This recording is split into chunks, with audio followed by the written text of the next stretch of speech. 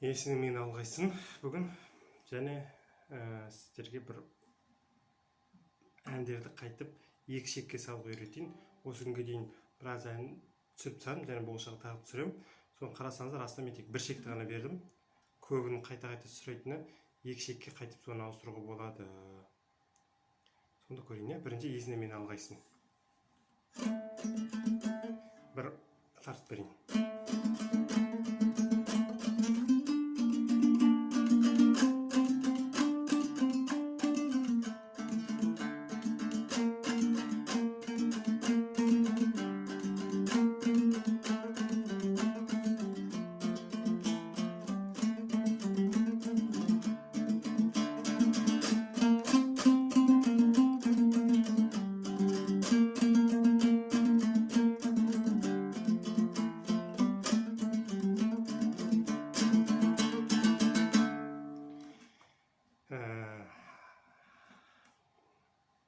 Төменде закрепленный комментарий бұл сандар болады. Шаралы бірінші екі шекпен шығарып алыңыздар.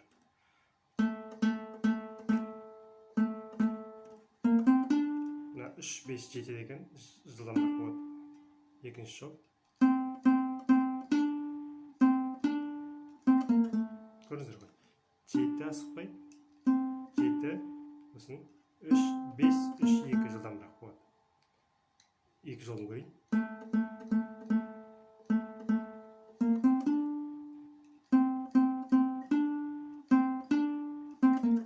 Дәл осылай шығу керек. Осыны.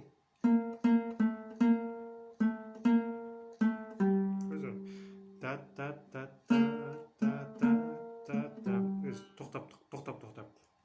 Әннің ырғағын білсеңіздер, бірден салып баласын шығарсыздар. Төртінші жол. Мына Ж деген жоғарғы шек деген, көбі түсінбей деген жоғарғы шек 3. Және 2, 3, 4, 5-ші жол.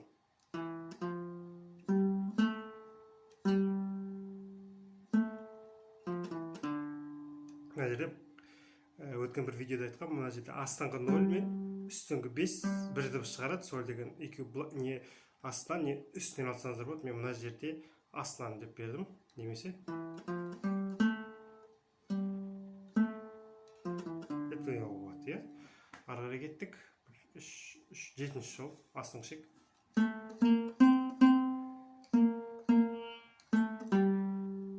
Келесі. Сосын жоғарғы шек.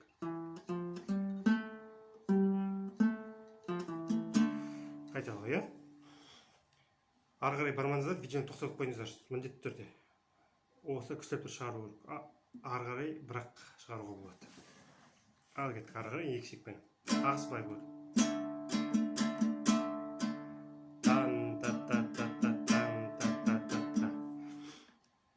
Енді айта беруге болады,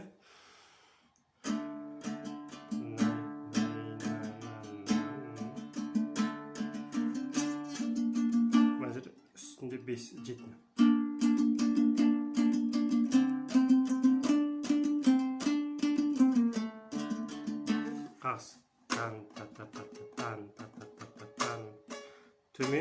Төмен жоғары, төмен бір шыққанда 1, 4, 1, 4, 1, 4 дегіз 1, 2, 3, 4. Так, басынан көрейін тағы да.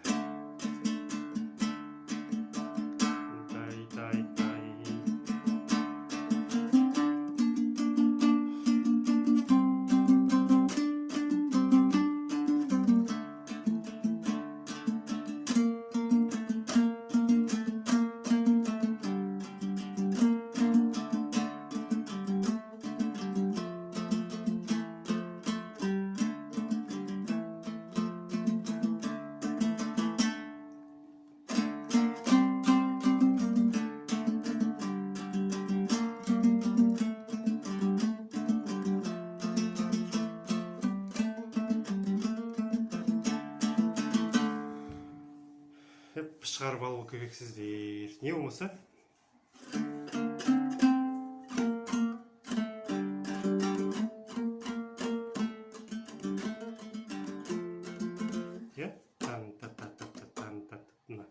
әуен шығарасыздар, пам пам пам пам пам, сосын пам пам пам пам пам, әуен не болмаса барлығы.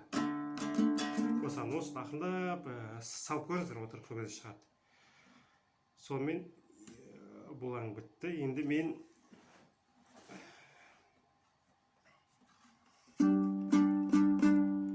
өте еткендей қалай салу керек екі шекке, соны көрейік. Былай, мысалы үшті басқанда, мысалы бірінші қағасын қараңыздар, әр ән әртүрлі болады, бірақ дегенмен өзінің бір универсальный қағаздары бар. Мысалы осы есіне мен алғайсында мынау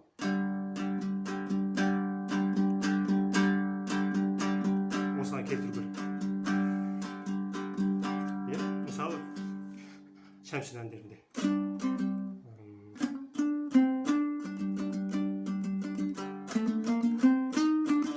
ол да солай көреді. Осыны шығарып алыңыз. Төмен, жоғары, төмен, төмен, жоғары, жоғары, төмен. Осылай. Кезген мысалы. Бұл неғұрлым осындай баяу әндерді өсіп алуға болады. Осы қайталап бересіздер. Ал жылдам әндерде көбінесе былай келеді. Мысалы, залын кешкен.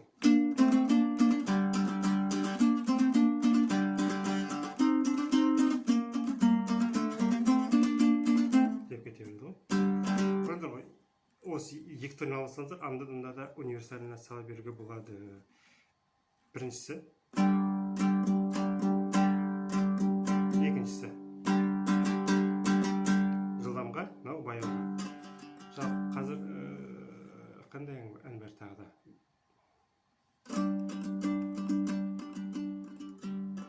Мысалы, және Шәмші, мысалы ән еске түспей тұр өзі. Әні көп қой, мысалы.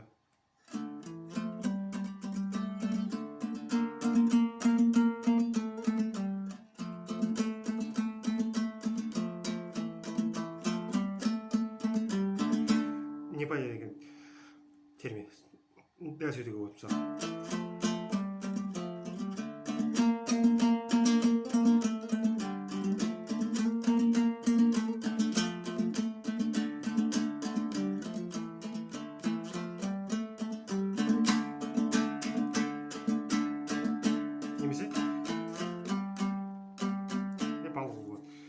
Егер қиын болса, бір неден алыңыздар, бір дыбыс, сосын ең соңында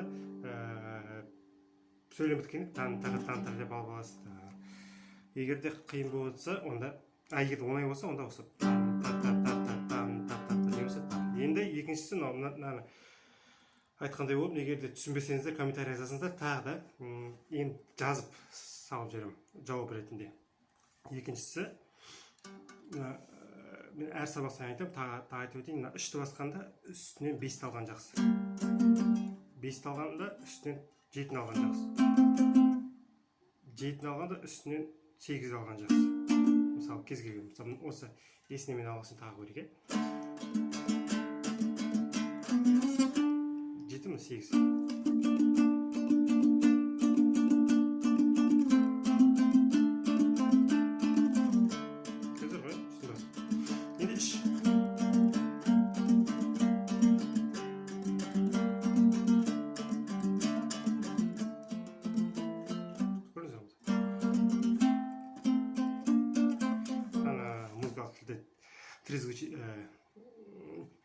Терция, интервалды терция. Кәдімгі көп әнде осы ғой. Кез келген ән салуға болады. Немесе бұл біраз қиын, қол былай жүгіріп отыру керек. Оңай, мысалы, үстінен 5 басып тұрасыз. 3-ке, 5-ке, 7-ге үсті 5 болып тұрады. Мысалы, дәл осы тағы есіне мен алғасын тағы бір көрейік.